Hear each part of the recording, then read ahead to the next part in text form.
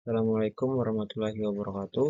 Perkenalkan, saya Muhammad Pulur Rizal dari mahasiswa Politeknik Negeri Banjarmasin dengan NIM B0303230334. Di sini saya ingin sharing sedikit atau menjelaskan sedikit tentang Electronic Unit Injector atau yang disingkat dengan EUI. Apa itu EUI? EUI biasa disebut dengan Mechanically Actuated Electronically Control Unit Injector. Electronic Unit Injector adalah sistem injeksi bahan bakar yang digunakan terutama pada mesin diesel, yang menggabungkan kombinasi dari mechanical ke electronical sehingga memungkinkan kontrol injeksi yang lebih efisien atau lebih presisi.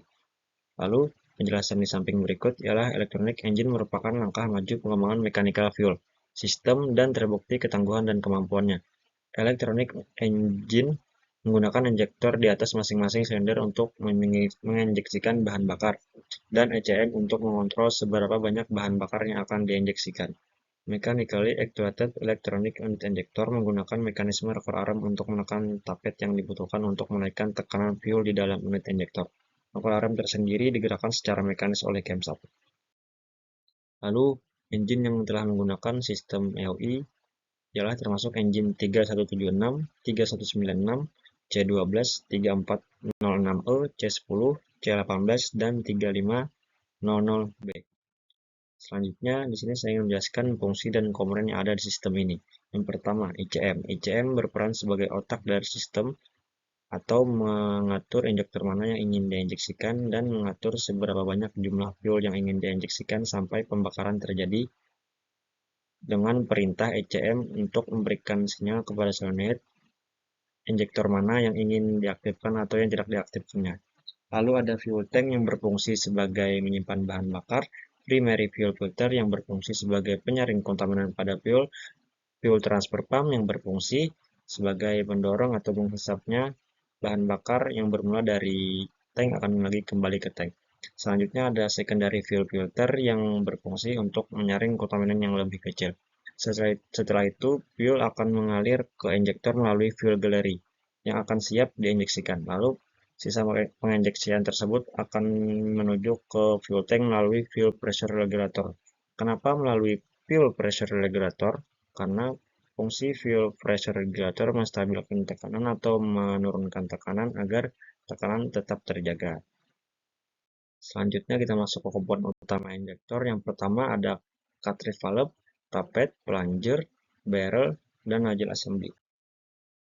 Kalau dilihat lebih jauh lagi, cartridge assembly berisikan solenoid, armatur, poppet spring, poppet valve, dan poppet valve maksud saya. Selanjutnya, nozzle assembly berisikan nozzle check, nozzle spring, dan nozzle tip. Selanjutnya masuk ke tahap penginjeksian. Di tahap penginjeksian ini ada 4 tahap, yaitu tahap pre-injection, tahap injection, tahap spill, dan tahap fill. Yang pertama, tahap pre-injection. Di sini cartridge valve belum diberi sinyal oleh ECM atau belum dienergis. Jadi, poppet valve di sini masih terbuka. Saat rocker arm menekan tapet, mendorong plunger ke bawah, fuel yang ada di barrel ini akan menuju ke poppet valve dan melalui return line. Dan di pre-injection ini tidak ada terjadi perinjeksian atau penyemprotan pada nozzle, karena belum diberi sinyal oleh ECM di bagian solenoid. Selanjutnya di bagian injection, solenoid sudah diberi sinyal oleh ECM, jadi poppet valve ini akan tertutup. Lalu rocker arm menekan tapet, mendorong plunger. Fuel yang ada di barrel ini akan bertekanan tinggi, dikarenakan poppet valve tertutup dan tidak bisa masuk ke return line. Kemana fuel akan lari kalau ditutup poppet valve-nya ditutup? Fuel akan lari ke nozzle check. Nozzle check bertekanan tinggi mengalahkan spring, lalu terjadi penyemprotan atau penginjeksian pada nozzle. Selanjutnya ada di bagian spill. Di bagian spill ini cartridge valve atau solenoid kembali lagi ke awal dan tidak ada sinyal, tidak diberi sinyal oleh ECM. Saat rocker arm menekan tapet mendorong plunger, fuel yang ada di barrel ini akan mengalir ke poppet valve dan ke return line lagi. Selanjutnya yang terakhir ada di bagian fill.